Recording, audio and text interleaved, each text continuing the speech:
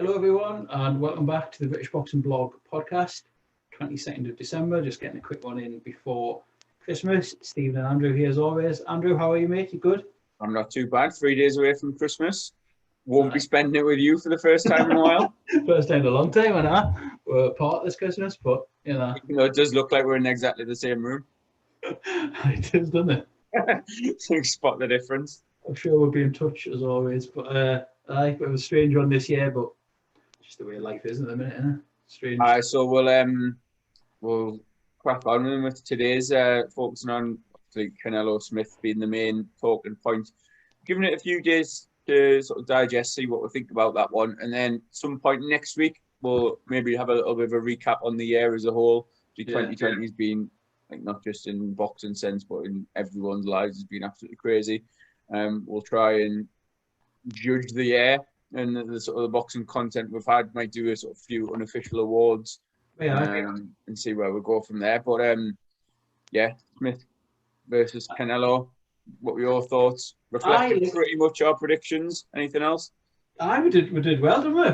For a change, we both agreed on something and both called it correct. Said on that little show we bashed out on at the weekend just before the fight that we fancied Canelo to sort of win on points, and we said we didn't think it would go early, and it didn't. And Canelo, I thought he was excellent. I just thought it was just one of those nights where everything just went right for him. Just a boxer basically at the top of his game. I thought he was just excellent movement, footwork, head movement, array of punches, taking punches. I thought he was like, that was like an exam. It'd be an A or an A plus. Dealt with Callum Smith easily throughout the whole fight. There was times where I thought Smith was going, and I thought, could he have stopped him? But Smith hung in there to his credit. Brave and all that stuff that goes with the defeat. To put it for one-sided defeat, it was he did see the final bell, I guess. That was a bit of a moral victory in a sense. But Canelo was excellent. Proper spot-on performance. Really, really impressive. And you just felt like that was watching a boxer at the peak of his powers. You think he's at the peak of the sport in a pound-for-pound sense? My thoughts. I'm not a massive, huge fan of pound-for-pound and stuff.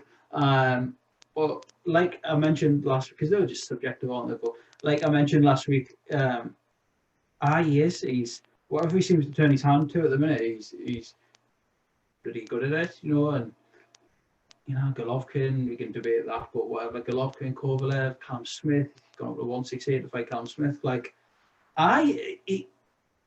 There's a sort of, when you after the fight, then I was thinking of the other names at super middle, and it just made us think, not underwhelming, but I don't see at this point, in fighting like he did on Saturday night, how Benavidez, Plant, and Billy Joe Saunders give him any issues whatsoever. I think fighting like he did there, not many could live with that, I don't think. Callum Smith, no mug whatsoever. You're talking about a genuine top 5 in the world super middleweight there, easy. Top 3, top 4, top 5. And he just dealt with him. No bother. So he was number 1 before this weekend, exactly. With the Ring magazine. And I mean, seen a lot of excuses and sort of criticism for Smith since the weekend, and you can look at it from one or two ways. So we'll just continue with the Canelo viewpoint for now. And I agree with you. I think anyone between 160, 168, even 175, Canelo's going to go into those fights against all those top names and the big names as the favourite. I don't see anyone below cruiserweight going in and you sort of really back them. I think Beterbiev at 175, Bivol be decent fights when they'd be the sort of the biggest challenges, because again, Smith apparently posed the physical sort of challenge to Canelo. I think 175 you're going to have to look up to doing those. But you mentioned the names at 168. It seems to be Saunders next on the list, obviously linked to Matchroom and DAZN. A couple of years ago, I would have given Saunders a decent chance at middleweight if he was at the peak of his powers and on form like he can be. I think technically and sort of from a stylistic point of view, he poses problems for Canelo. But over the last couple of years, the improvements Canelo has made and the performances he's had, the results he's had, he's just ascended to a totally different level. Whereas you look at Saunders over the last couple of years, and he's sort of been treading water and gone up to super middleweight, not really done anything of note there. It's hard to, as you say, it's hard to see anyone that you'd pick against Canelo based on not just this weekend gone, but like his past performances and the results he's had. We got up for it in the early hours and stuff, and not once did I think, God, that was a waste of time, or that was what have I made that effort for just a point shutout. It wasn't like that. It was like I say, without like wanting to like hyperbolizing that, it was like I felt we were watching something pretty special. Do you know what I mean? Like a really top class performance from a top class fighter, and I enjoyed it as well, even though it wasn't particularly competitive. I enjoyed watching it because I thought it was that good. Like I really did. I thought it was excellent.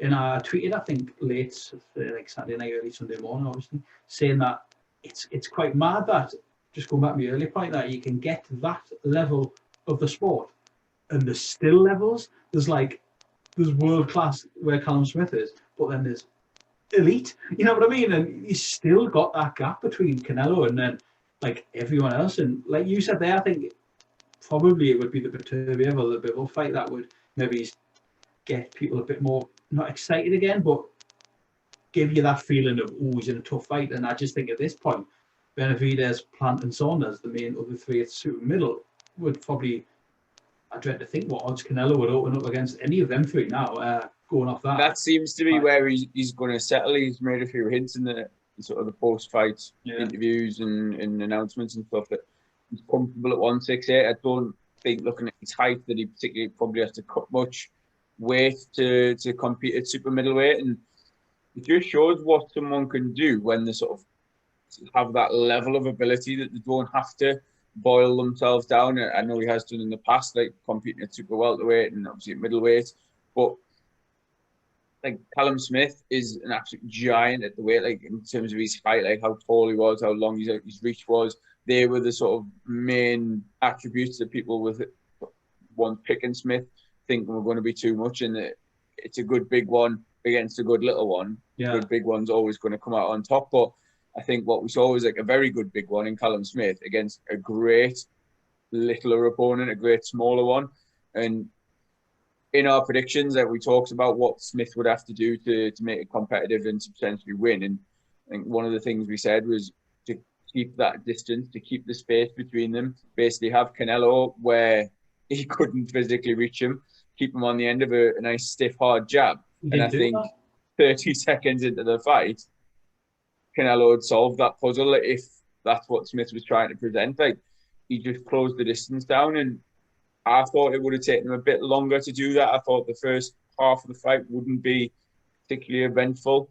It'd be about like the sort of, when you sort of refer to Lomachenko and the like, these analytic rounds where he's analysing what his opponent's doing and not necessarily landing too much of his own, but breaking him down, like looking at Usyk and Bellew, that sort of calm, like composed, like calculating rounds. Whereas, as I say, it took a minute, 2 minutes maybe of the first round, and then Canelo had closed the gap. He was on him, and I think he left Smith with very little choice in terms of a plan A or even like a plan B.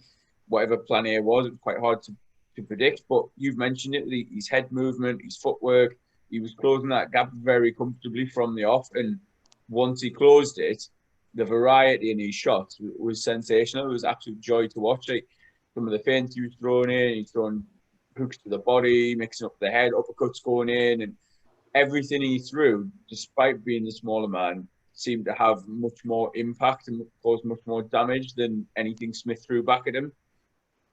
And I think, like we said it to each other, and then we also tweeted out. And in that first round, you noticed there that Smith was against the ropes, not on the end of a barrage or like a proper bombarded, but Canelo had got him just footwork wise where he wanted him, and he made Smith just sort of touch the ropes and go back. And I thought even that was ominous to, like you say, solve that puzzle so early. And like you said, like, you know, the taller man against the shorter man never really played out like that, because Canelo was that good that Smith basically had to crouch. Like, he had no choice but to go down to Canelo's height and sort of crouch, which totally then negates all of his physical size and attributes and stuff like that, he's then fighting Canelo's fight. Then, do you know what I mean? DAZN and Smith never really done that. Despite his frame, he's never boxed as a taller man like you sort of see Klitschko. Yeah. As a stereotypical example, like fighting smaller opponents, piston like jab, straight right hand, chuck a left hook in if they get sort of a bit closer and a bit more in range, and then anything on the inside, just tie up your opponent, lean on him, press him, push him. But I don't necessarily know if Smith even had like the weight advantage to do that, because on the inside, it was all Canelo, and he had the shorter arms, but obviously the shorter trajectory for his punches. They weren't looping shots nice and tight. I mean, he was able to get those off before Smith could really work out how to deal with that problem. And it was only later in the fight when you sensed that Smith was getting to the desperate stage. Never looked like it was going to be ended. You know what I mean? There was a couple of very ropey moments where Canelo did land a few punches and put his combinations together. Yeah. But there was a couple of times later on where Smith sort of held on and was, I think, even glancing towards the clock, seeing how long was in the round and things like that, and stalling and time wasting. But he never really held on and pushed and shoved him to try and do anything or to try and like win the fight. And I'm not saying he went in there with the sole intention of surviving, but I think at some point his mentality shifted towards that, and then definitely later on he was, like you said, the moral victory. He was sort of happy just to make the final bell after he took a bit of a hiding in some of those later rounds, like 11 and 12. I agree with you there, yeah, totally. I think, like you said, there wasn't that sort of one last stand from Smith, like going out on his shield. Like, I don't know, there was definitely a mentality shift from him during the fight. I think he's always going to be a fighter because of his trainer, Callum Smith, that, you know, the game plan is questioned, you know, because we've seen dubious game plans in the past, like from Joe Gallagher fighters. Sort of Scott Quigg was one example. And the early rounds, I was sort of scratching my head thinking, what is Smith's game plan here? But then, like, I think it was a friend of ours in the group said, like, are we putting this down to a game plan issue, or is this just a class issue? Do you know what I mean? Like, what else could you do from a Smith point of view? What could Gallagher advise him to do in the corner? Yeah. Smith let his hands go at times, you know, he did, and he was going for the uppercut quite a lot. And Smith, for me, as always, in this country anyway, you always looked at him as being a pretty big puncher. You know, he got rid of gloves and fielding and, you know, stuff like that. But the punches just didn't seem to, and this is, I'm not insinuating here because I can't be asked to go down that sort of drugs angle. But like, Canelo took them, and like we said before, Canelo's took them from Golovkin, and he can take a flush shot, and Smith's punches just looked a bit pitter-patter sort of thing. And then like I think you look at Canelo and his frame, like obviously technically we've sort of talked about how good he is and some of the things he did in the fight, but you look at him from a physical standpoint, he's very short and stocky for a super middleweight. So he's got that like thick set neck, he's got the like solid legs, he's got a good base all the way through. So it is going to take a hell of a dig to set him off, knock him off balance or to hurt him. But whether he's built up that base legally or not is obviously subject to much debate, particularly among Scousers. But certainly is. With Smith, like whether you put that down to the injury, whenever that sort of come up with his bicep, he didn't have that pop in his shots. Like his shots weren't snappy. He wasn't. Like, he caught Canelo clean, but there wasn't really any like weight to his shots. It didn't look like he didn't look like that big puncher that as you say, you sort of know. And maybe you just put that down to the levels. Like you mentioned Rocky Fielding there. Like there's no comparison between Fielding and Canelo as to like who's the better boxer, who can take a better shot. And maybe that's where you do look at the sort of question marks of Smith, because I think if you buy into the hype behind Smith, that from very early on in his career, he's knocking out everyone in front of him. He's, you know, British champion, he's won European titles, gone up, won world titles, won the Super Series. He's like a sort of heir apparent to the super middleweight throne. He's going to rule the division, like, he'll take on all comers. Or you then pick apart his resume and his record a little bit, which we've discussed you can do with many boxers, probably any. Like, give me any boxer and I'll rip the record to shreds. And you can pick little holes in it, but you think, well, actually, like, apart from Groves, who you might want to say is a little bit shock-worn at that time, like obviously coming off surgery, long layoff, there's circumstances around that, and you can call excuses for Groves, you can call it detraction from Smith's achievement, whatever, but there are genuine sort of circumstances there that you can maybe look at a little bit closer. You think, well, who else, who's Smith actually beat? Yeah. To suggest that he's good enough to mix with the likes of Canelo, and that's a massive dose of hindsight now, because he looked underprepared. He didn't look like he could adapt and deal with what Canelo was presenting him with in the ring. Well, that's a good point. You mentioned underprepared. You sort of led us on to what my next question was going to be anyway, and that was, I'm not making an excuse for Callum Smith, and I don't really expect you to answer this because you can't as such. But to me, it did look like a Callum Smith that was, maybe he's not 100%. It looked like a Callum Smith that probably didn't know 12, 16 weeks ago that he was always going to fight Canelo. It looked like a fighter that had been in the gym and he was taking over and then got the fight news sort of thing. Do you know what I mean? It didn't look like 100% full and firing Callum Smith. But then again, there's the other side of it that I'm sure he'll move up now. I can't see him having any other future at super middle. I think he'll go to light heavy. I'm convinced of that because he's a big lad for that weight. So, like you say, was it his last hurrah at super middle? The money was good. You know, he did make the final bell. That type of thing, that mentality shift that you mentioned. Was it a bit of a late announcement on the fight and something that Smith had, he'd been in the gym? I remember that Joe Gallagher interview where he went mental the other week and he was doing it with IFL and Slayton Hearn and all that. And there was not even a mention then of Smith Canelo. It was just like, oh yeah, Callum's in the gym looking good. And that seemed like 2 minutes ago to me. And that, like, Liam Smith was insinuating at some point that Callum Smith had considered retirement because he couldn't get, you know what I mean? Like, and then suddenly, he's fighting Canelo. Like, was it a fighter that had come in fully 100% on his game, or was it a fighter that was in decent enough shape, couldn't really say no to the fight, took his chances type of thing? I guess that's for Gallagher and Callum Smith to answer, really. But, yeah, and I think with the announcement and the finalisation of the fight, a lot to be made of that. There was only sort of 4 weeks, 5 weeks from it getting announced to when it's taken place. But depending on sort of what you believe, and I believe it was Joe Gallagher tweeted stuff, or he was in an interview, I can't remember where I've seen it, and he said earlier this year that, like, they wouldn't be caught out by Canelo. Like, it's that sort of A-side trick of late notice, you can't really turn down the money, you're going to take it, and Canelo's got that advantage already. But they said, like, from earlier in the year when there was sort of Smith and Saunders were in the running, they, until heard otherwise, they were basically preparing for Canelo in the off chance that it happened. So they sort of weren't going to use that as an excuse. But I think there's a big difference from having that opponent set in stone to being in the gym thinking, well, I might get the Canelo fight, so I'm going to do a bit of sparring and a bit of training around that. And it's interesting you mentioned, like, his future plans, because I would say that 175 was the sort of go-to one. I think there's some good fights from around its super middle, like we mentioned, Benavidez, Plant, Saunders, like, for his potential Canelo opponents. But they would be good fights for Callum Smith as well. Like, if he wanted to continue to mix it at world level, he could make some decent money, get some good wins, and enhance his record and his legacy at super middleweight. But then is it a little bit easier to, as we've seen before with many boxers in the past, blame it on the weight? Yeah. And I'm not saying that the weight isn't a factor, because we talk about the size of him and how hard it must be to cut the weight.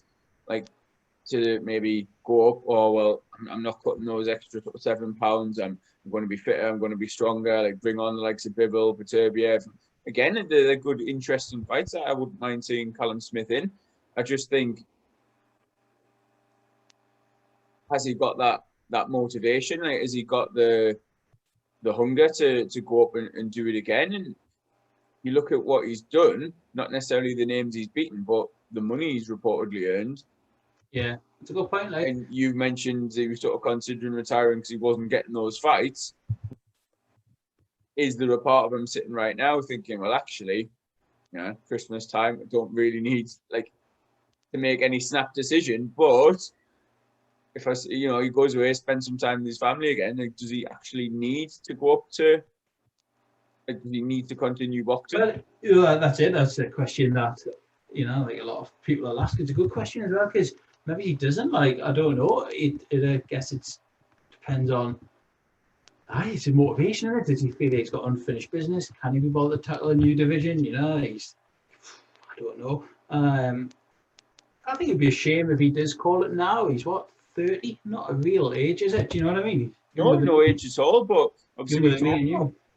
yeah, exactly, younger enough to. But like we talk about boxers and like wanting to sort of leave the sport, and like yes, there's not many leave on the back of a good win. You know what I mean? Like leave on a high, because you always think, oh, well, I've still got a bit more in the tank. Like if you win, you're sort of looking ahead to the next fight. Like, well, I can win again. I can make some more money or whatever. Whereas he's reportedly made millions from the Super Series and obviously the Canelo fight. And I don't know whether this is maybe a bit to do with his personality, because he's not the most vocal. He's not the largest personality where he'll sort of sing his own tune and like back himself and, you know, give it out in interviews. And you think, well, okay, like, from that, do you sort of then maybe misread that he's not like as in love with the sport and the legacy side of it as you maybe think? Because the fact that he's only had 4 or 5 weeks to prepare for this, and he's a big super middleweight and he's still made weight, like he's never looked out of shape in the gym when you see pictures of him stuff throughout the year. So that's true. Dedicated and living the life in that regard. So maybe he is just sort of quietly gets on with it and dedicates himself maybe away from the limelight, which is a bizarre sort of contradiction when you talk about a world champion, someone at the top of the game.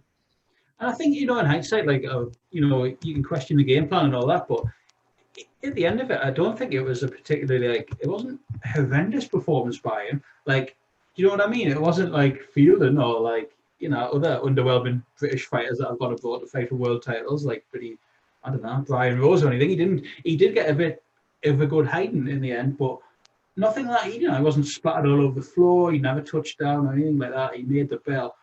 He tried, like, his shots were going. They weren't massive. He didn't, maybe he could have gave more, I don't know, but like you say, he didn't disgrace himself in there. He did lose widely on points, obviously, but against someone there's just no shame in getting beat off him. The way he fought on Saturday, like I said, would, you know, which whether Canelo's now done his future sort of prospect any good, because it was that good, like, you know, not obviously repeating himself, but super middle now, I would think he would deal with him easily. I know Golovkin will get mentioned again, but I can't see that one happening again, if I'm honest with you. Like, I know Golovkin's been linked with Charlo and Jamie Mungai and all that this week, and I don't know, I watched Golovkin Friday night and I just think there'd be, you know, it wasn't bad by any stretch. He battered the Polish fella. I think there'd be one winner there now, though, you know, timing wise, and that would be Canelo. They fought again. The weight will be an impact there as well. Like, exactly. Where if is Canelo necessarily going to drop down? Like, I think Golovkin's the one who needs that rematch more or wants it more, and understandable coming off the back of the loss. Like, I think 168, you've got Canelo's younger, he's fresher. The longer that goes on, the less likely Golovkin is of avenging the loss. Just going back to Smith, I hope he does keep going. I hope he does, you know, find his feet, excuse me, and just gives like heavier go. Do you know what I mean? Even if he started out sort of, you know, domestically and had a couple of sort of tune-up fights, try and find his feet in that division. It's not a division we're massively sort of stacked with, I guess, in this country. If, you know, to put someone in with Callum Smith, I mean, like a real top-class fighter. Like, Buatsi, Callum Smith would be mouth-watering from an all-matchroom point of view, but like, beneath that, you know, they're not going to do that, are they, though? Nah. Yeah, no, of course not. Beneath that, you've got Callum Johnson would be a good one if they went both. Joe Gallagher, like, be a cracking one. They've had some tasty spars over the years. I know, and that's it. Then after that, you got Lyndon Arthur, like, you're looking down towards the domestic level, the British level, the BT fighter, Anthony Young, you know, but good ones up, like, as I say, we're on world level and stuff. That like names from to fighting, like is it Joe Smith Jr., the American?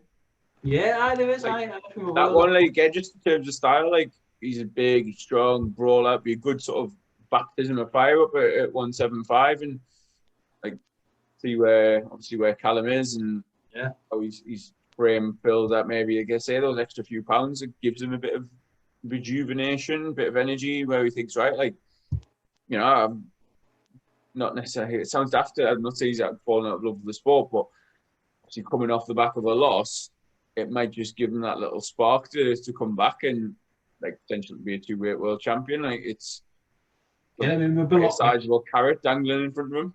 Get him in with Bolotniks, the Latvian warrior who won the MTK contract. He's classing. You know, he's 13. I think from a talent point of view, you want to see your best boxers in the country sort of box on, but that's not a decision me and you.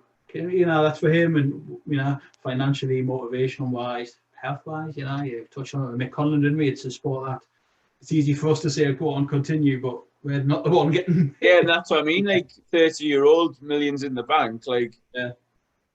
Yes, again, like there's a chance of being two-weight world champions, I've said, but like, he's going to weigh that up and think, well, actually, like I've turned pro, I've done arguably better than any of my brothers in like the kept winning. I know Liam won a world title as well, but like some of the wins on Callum's record, again, the financial side of things, just thinks, well, actually, like my brothers are retired now, or like getting to that stage. Like, do I, you know what I mean? Like, do I just want to spend time with them, spend time with family, like, and just basically take that backward step? And then you've got, like, as I say, Canelo is a similar age where you just think, like, how is he just going to continue? Like, whoever he fights over the next couple of years, again, like, unless he ages drastically or somebody else bursts onto the scene, it's hard to see any fights he loses. And if he's going to campaign at super middle, you've got said Saunders there, I've said Golovkin, two names that seemingly are the next two in the list, next two in line, according to Eddie Hearn and DAZN, they're the fights they want to make. They're not massively competitive fights on paper, and that sounds absolutely mental saying that about Golovkin. Like, he's probably the best option out there based on how he's done against Canelo previously, but he's now, what, 38, 39, like, by the time they fight. To be honest, I don't think he looked like he'd missed a step or he was sort of off with his timing on Friday night. It was an impressive performance, and I think you can liken it to Joshua against Pulev. It was sort of an IBF mandatory. It was one way the home fight of the favourite was a heavy favourite. You expected them to win by knockout. Yeah. Ultimately, the fight went as planned. He dropped him a few times, took him a few rounds, dusted off some of the cobwebs, got himself a fight in 2020, which many boxers haven't had. And he'll be looking to that, like, move on to the next one. But the more time that passes, you'd say, the less competitive that one becomes.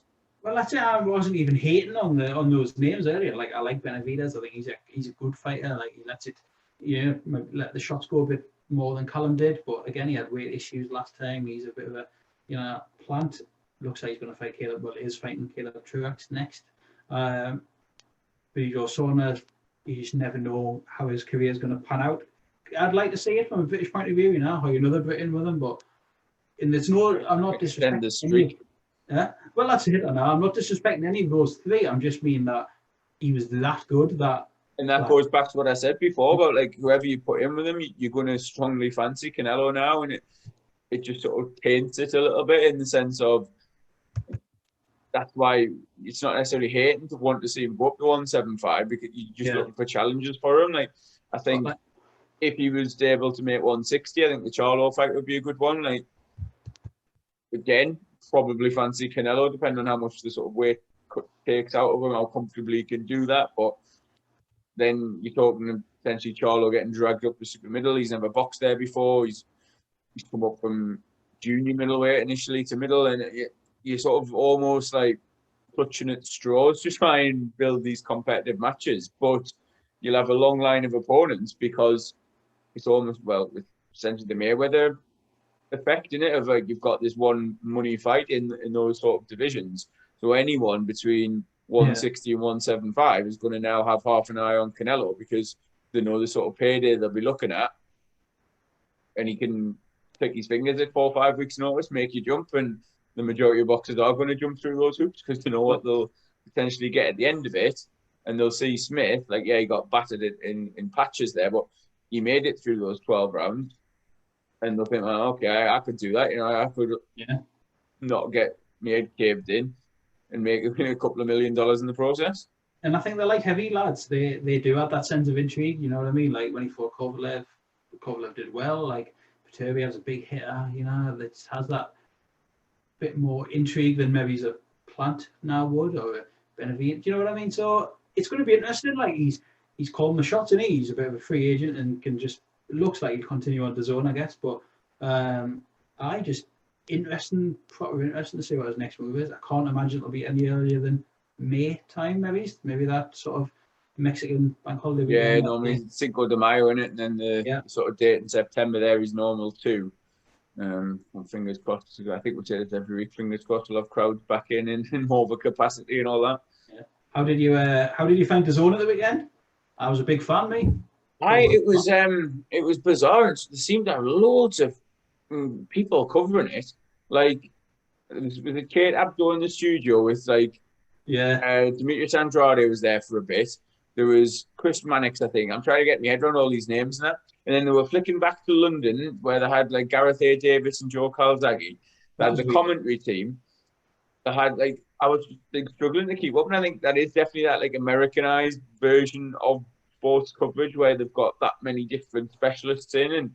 But generally speaking, it was fine. Like it was bits of waffle and that. I watched a bit of the Zone's feed for Joshua Puleb as well, so was familiar with a couple of them. I think it's Sergio Mora they have on as the analyst, and he's generally all right. Speaks a bit of sense. Gabe Vazado was on as well, wasn't he? Yeah, there's again, it's the they're not reinventing the wheel necessarily with the format of it. That you've got your media personalities, the ones who can talk and sort of lead the broadcast, and then your ex-pros or current pros providing a bit of punditry, a bit of analysis. Thought Andrade or Andre, depending on how you pronounce his name, was way off when he was basically shitting on Canelo and his record. And what was refreshing is that you maybe wouldn't necessarily see on the Sky coverage because they're not all tied into that one quarter or whatever. Andrade's basically going on, and he was saying, "Oh yeah, they've guided Canelo's career well. That he's been well managed." And Chris Mannix turned around with that. What do you mean by that? What do you want about? He's beaten everyone that they're putting in front of him. He's beaten the best names in and around the division and all this, apart from Mayweather. And he's like, "Oh no, he's fought some shite over the years." And he said, Austin Trout. He fought him, fought Shane Mosley way past his prime, Miguel Cotto, and then he's like, Cotto was a champion. He's like, yeah, well, he's fought Matthew Hatton and Ryan Rhodes, and then a long time ago, that 10 years ago or something, nearly 10 years ago when he's a young kid, young putter. And the best of it was Andrade hasn't fought anyone, I know, that's it, I know. Honestly, I think he mentioned Austin Trout as one of the sort of pushovers. Probably one of the best names on his record. It definitely would be, I know. He's baffling. Not to say, I don't think he would pose problems. I know we didn't mention him, but he's competing up with super middleweight now, I believe, or he's looking to. But he's got the style, the movement and the footwork to potentially, and years ago, would have given Canelo fits, and that's when I was sort of picking Saunders to beat him. But I think even now, he would maybe pose a few more questions, not necessarily problems. I think Canelo ultimately would cut the ring off and close him down and probably win on points. But from a sort of stylistic viewpoint, it maybe poses a couple more problems, a couple more questions of Canelo, and potentially there's a bit of interest around it in that sense. But ultimately, he's not really a massive draw in terms of. I don't think there's that many people who are interested in. Him and Billy Joe Saunders, Demetrius Andrade would be an absolutely intriguing fight from who's going to win it and trying to pick a winner and that matching their skills up against each other. And purely from a competitive way of looking at the sport, it's a really good almost 50-50 fight. Yeah. Yet, I don't think anyone, even hardcore fans, would be massively bothered about watching it. I know, they just either need to get it on or just shut up because it just keeps going on. And I think it could be, I think a chess match could be the kindest way to describe that. I think it'll be very, that would, if that didn't go points, if that didn't go the full 12, I'd be absolutely amazed. And just going back to DAZN, apart from his little outburst, go on. Yeah, no, I liked it from a point of view of we are sometimes a little starved for these days that from stateside action, BT and Sky just haven't been putting on stateside stuff. I know Premier Sports sort of dipped the toe into the market, but it's not often we don't get to see every card from over there. So just that novelty of pressing one button on your remote, going to the DAZN app, and then watching it live. Obviously, I watched Gamal 5 Thursday night with the European title in Italy. Golovkin for us UK fans was a pretty great time. You know what I mean? It was all wrapped up by 2:15 in the morning. John Ryder was on sort of midnight-ish. Straight after I watched the fight on Channel 5. So, and then Saturday, so I think for your 199, you've obviously got your little bit of value for money straight away in your first weekend. I liked it. I like, sometimes, personally speaking, I can be a little bit cut off from this, the American stuff. There's that many fighters, that many prospects on that many platforms that, I can't really remember the last time I got up at 3 a.m. to watch a PBC card or a Showtime card or what, So just to have that like platform there where in the UK you can press one button, load it on your TV and just sit, and watch boxers that you don't always see. And well, that's what I did on the Saturday morning with Golovkin. I didn't even stay up and watch it, but a few people mentioned this, like having it on demand and stuff. So I'd woke up, it was about 9 o'clock, whatever, and I was making a cuppa in the kitchen, and I just sort of flicked on the app on my phone and started watching it on my phone. Went through the living room, paused it, turned off whatever, put it on my TV, and it played from where it left off on my phone. And I was laughing with someone on Twitter about it, like being a old man, being like impressed by technology. But I was just like something like that, like with a reliable sort of stream of it, and like the quality was absolutely fine, like absolutely spot on. Well, so sat and watched that, and then I think you hit the nail on the head with the price. Like that price point is not going to stick around for long. It's not going to be $199 indefinitely. No. I'm not going to blag it and pretend it is. And when it goes up, then I probably will reconsider, and like I'll have a look and see the schedule, and you're not tied in, so you can maybe knock it off for a month or two and like sign up again, depending on what the sort of marketing it has. But when you think like Fight TV, for example, they showed the Lomachenko Lopez fight, and I paid that and stayed up and watched that. Yeah. Like that was about a tenner, I think, which again, it isn't like compared to the pay-per-view prices we're getting over here, and obviously pay-per-view prices in America as well. Like it still represented good value for money. But you said, hey, you've watched 3 shows already off like £2. Yeah.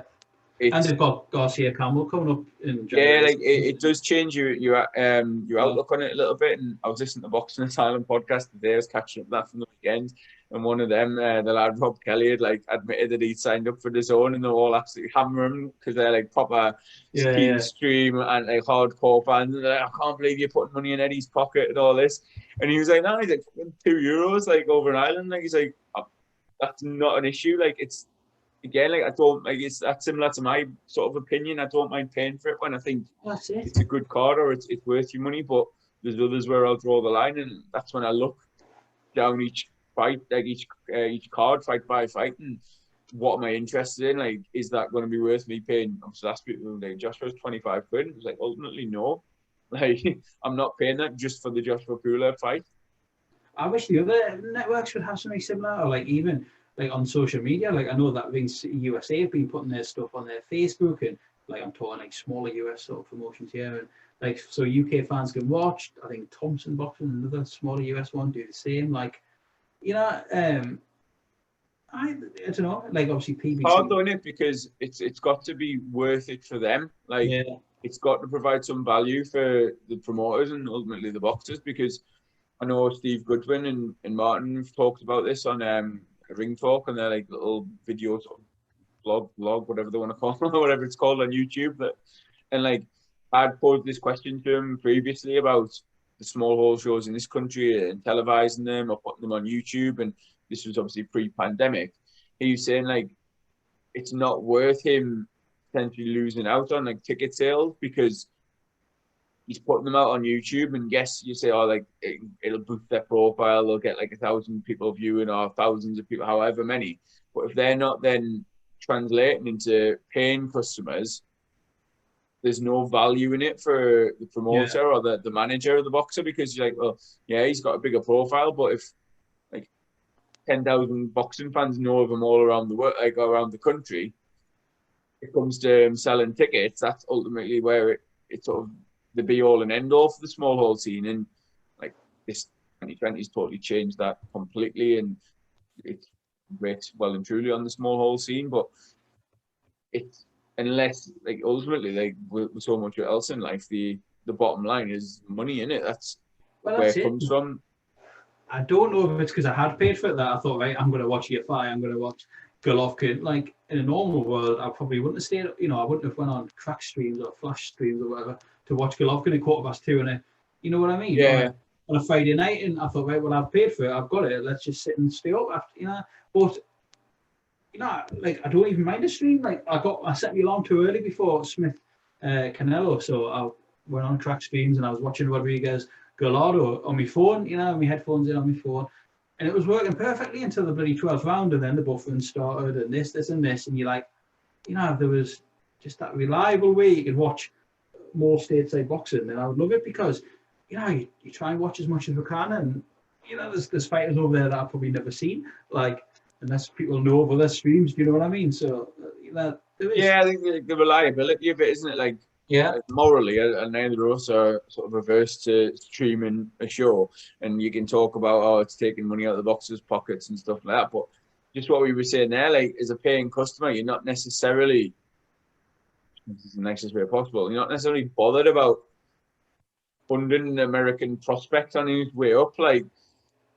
the time difference and stuff. You like, it's convenient, whereas, as you say, you paid for DAZN, you know it's got that reliability factor. You're not going to be like getting up and then getting pissed off because the stream's not working, etc. Like, it certainly does open up to the UK fans to that sort of market. What I want to talk about and ask you about was like the relationship with Matchroom and the impact it's potentially going to have on Sky, because I put something out on Twitter similar, and a couple of people responded saying that, like, basically the Sky and Matchroom exclusive deal is only for the UK based shows. Yeah. But ultimately, is that then going to lead to this deal with DAZN in America and boxers' desire to conquer America?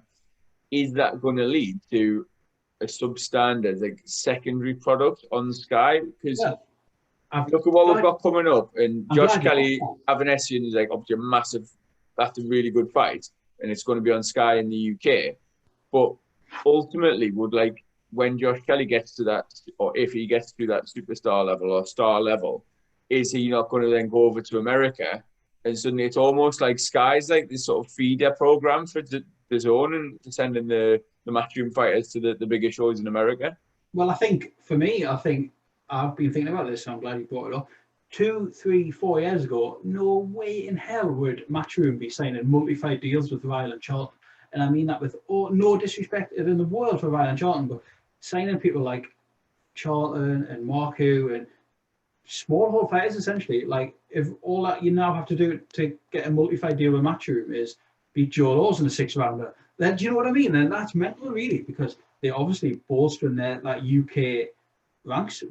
Like, they're now signing essentially small hall fighters, and I don't mean that with disrespect. I just think it's obviously a move they've been considering. So they fight this, like, I get a small hall fighter from Norwich who no one had heard of before he beat Joe Laws, is now signed with Matchroom, and mint for him. Like I said, it's one fight can change your life. You know what I mean? He pulverized Laws, and now he's signed with Matchroom. But I think that's definitely a conscious decision on their part, UK wise, to bolster their UK stable of signing people like Lerone Richards, Marku, Charlton, to name 3 recent ones, and I think there'll be more to follow as well.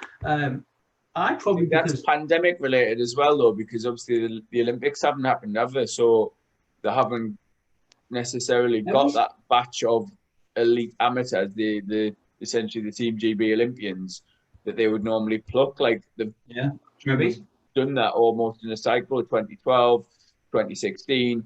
And then would be 2020, but a lot of the amateurs are staying amateur for now anyway. Yeah. Seeing what happens in the future.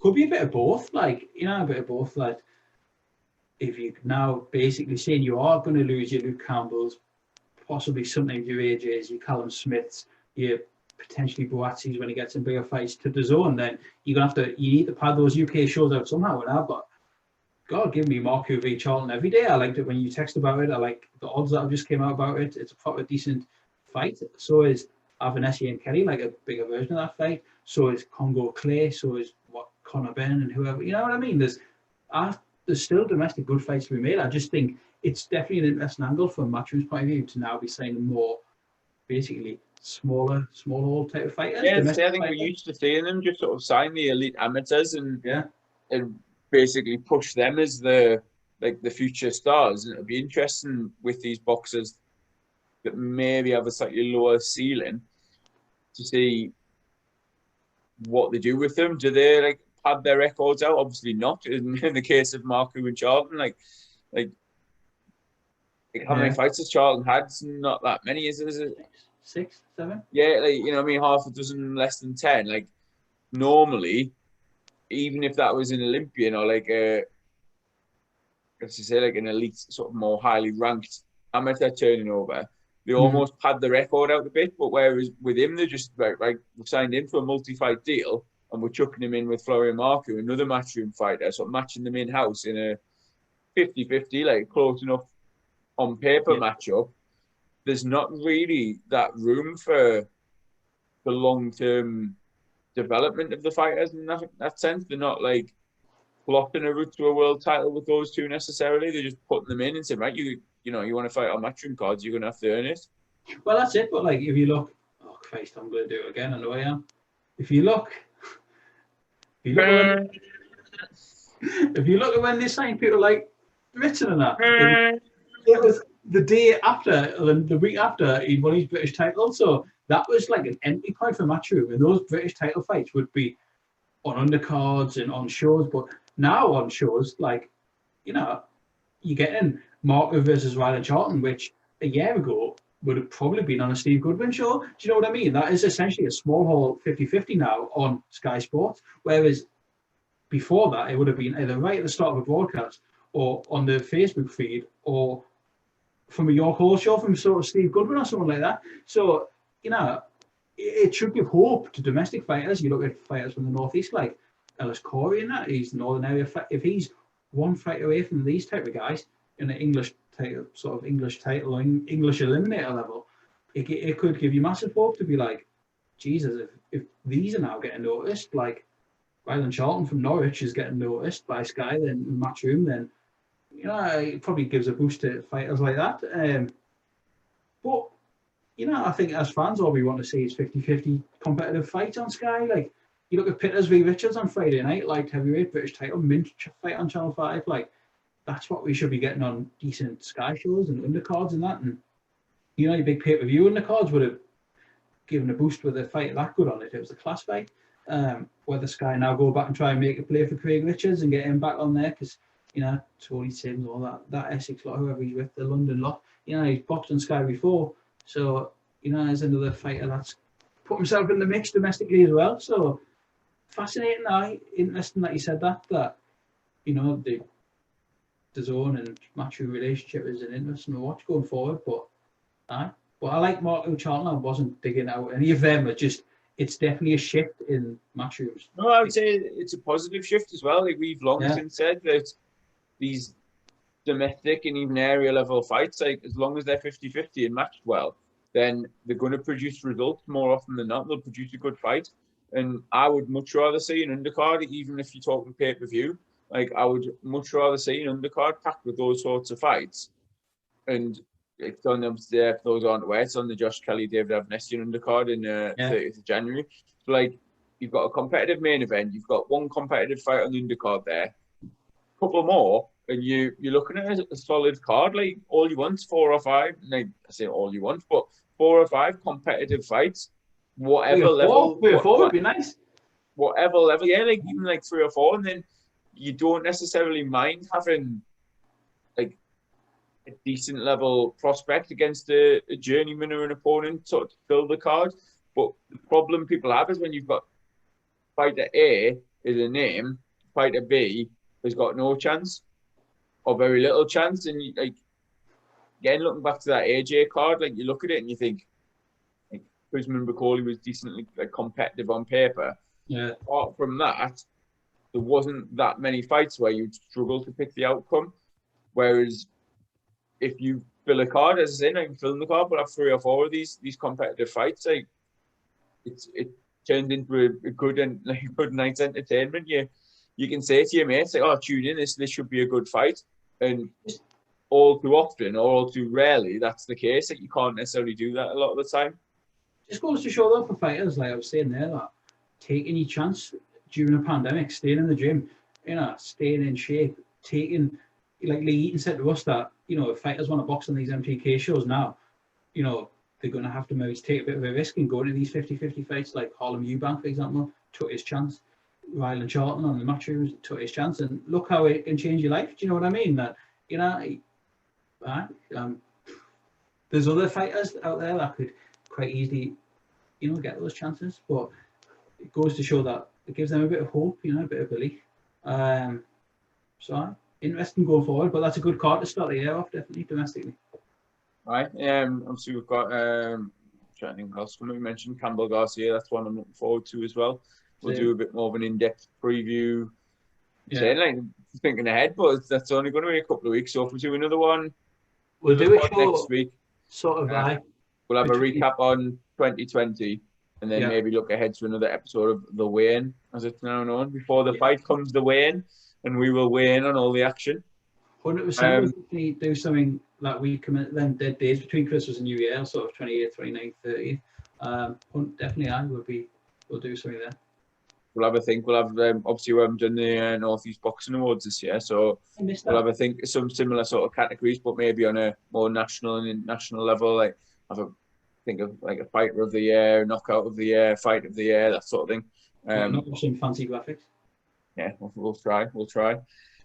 But apart from round per pound, which we just want to have a little mention of, I don't think there's too much else to discuss. But with like on that, I think we're both in a very similar position in that we're delighted with how it's gone. It's been frustrating at times this year trying to essentially put cards together. I feel like a small hall promoter with all the pullouts and COVID cancellations, trying to rearrange things at the last minute and get people to submit the predictions. We're going to have a little chat with the developers over this Christmas time, over January, and see if we can make a few little tweaks. But overall message is one of absolute gratitude to everyone that's played, everyone that's had any kind words to say, anyone that's had any constructive criticism to send our way. Like, we are very much still learning on it all, and to be honest, it's really nice to see. It's like genuinely nice to see people getting involved, and it's sort of taking over in the nicest possible way, taking over people's boxing weekends because they want to